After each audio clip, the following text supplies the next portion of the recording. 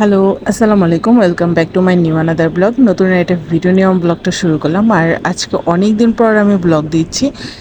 আর আজকে ব্লগটা হচ্ছে খুব স্পেশাল একটা ব্লগ। কারণ আমি আমার ফ্রেন্ডের সাথে আজকে প্রায় 1.5 বছর পর একসাথে আমরা আড্ডা দিতে বের হয়েছি।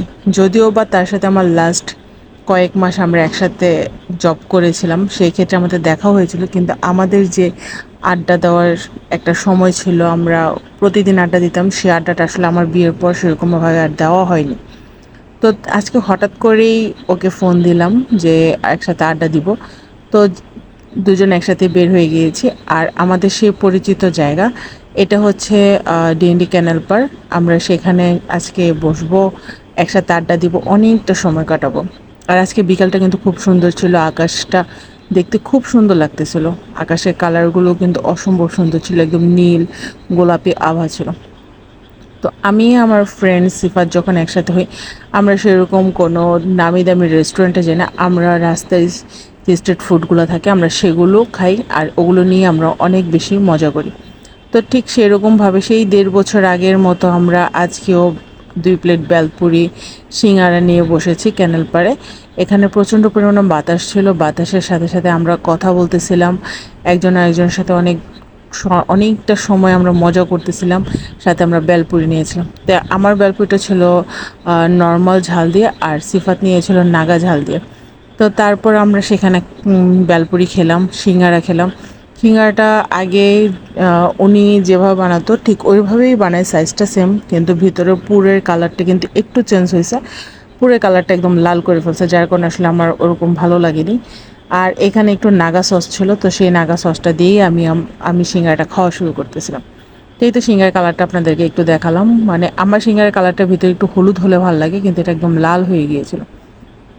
তো যাই হোক, আমরা সেখানে সিঙ্গারা খেলাম। খাওয়ার পর কিছুক্ষণ আমরা এই রাস্তাটা ধরে হাঁটতেছিলাম আর কথা বলতেছিলাম। আস্তে আস্তে যখন সন্ধ্যা হয়ে যাচ্ছিল, তখন আমরা ভাবলাম যে আমরা মাগরিবের পরেই 1 কাপ চা খাবো। আমাদের লাস্ট ফিনিশিং সবসময় থাকে 1 কাপ চা, নয়তো 1 গ্লাস শরবত, কিন্তু আজকে আমরা এখানে 1 কাপ চা খাবো। তো আমরা কিছুক্ষণ ঘুরলাম, ঘোরার পর আমরা ঠিক এইখানেই আমরা এসে বসেছি ক্যানেল পাড়ে। এই দোকানগুলো একদম নতুন দোকান হয়েছে। তো আজকে আমরা ফার্স্ট টাইম এখানে এসে একসাথে আড্ডা দিলাম।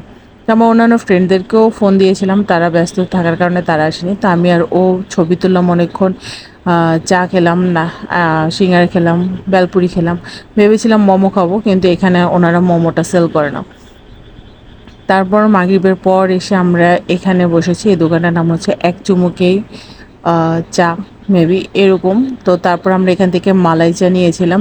এখানে প্রতিটা মালাই চার দাম হচ্ছে 30 টাকা করে। তো আমরা চা আনার পর এই চায়েরও কিছুক্ষণ ছবি তুললাম, ভিডিও করলাম, অনেক মজা করলাম। করার পর চাটা খেলাম। তো চাটা ভালোই ছিল, মোটামুটি ছিল, অতটা ভালো না আবার অতটা খারাপও না, মোটামুটি ছিল। তো তারপর এই তো আমরা চা আর প্রচণ্ড পরিমাণে বাতাস, সাথে সন্ধ্যাটা খুব ভালো লাগতেছিল, অসম্ভব সুন্দর একটা সন্ধ্যা ছিল।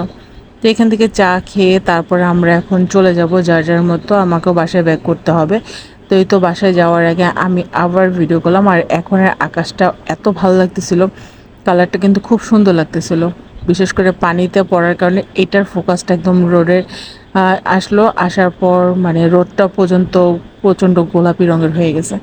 তো এই ছিল আমার আজকের ব্লগ। আর আজকে আমার ফ্রেন্ডের সাথে ঘুরে আমার খুব ভালো লেগেছিল, আমার অসম্ভব মজা লেগেছিল। তো আমরা আবারও এরকমভাবে আড্ডা দেবো ভাবছি, আর হুটহাট করে আড্ডাটা দেওয়া শুরু করব। তো এই ছিল আমার আজকের ব্লগ। কেমন লাগলো অবশ্যই কমেন্ট করে জানাবেন।